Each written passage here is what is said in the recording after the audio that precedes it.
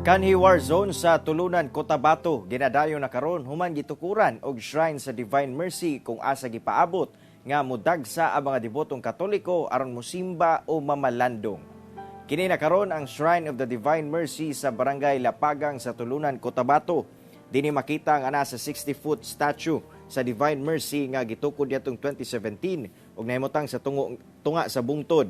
Sa palibot niini makita ang nindot nga view sa kinaiyahan. Sumala pa dekada 80 dihang giabandona ang lugar tungod sa kagubot tali mga rebelde ug militar apan tungod sa halos napulog ka tuig nga pagpatunhay sa kalinaw sa lugar sa lokal nga kagamhanan karon lakip na kini sa mga ginadayo sa mga debotong Katoliko aron mosimba matag Biyernes ug karong Holy Week gipaabot nga dagsaon kini sa mga buot mamalandong. Gikonsidera sab kini nga holy place kay hubuon ang sandals o sapatos una makasulod sa shrine. Abli ang shrine sugod alas 8 sa buntag hangtod alas 5 sa hapon.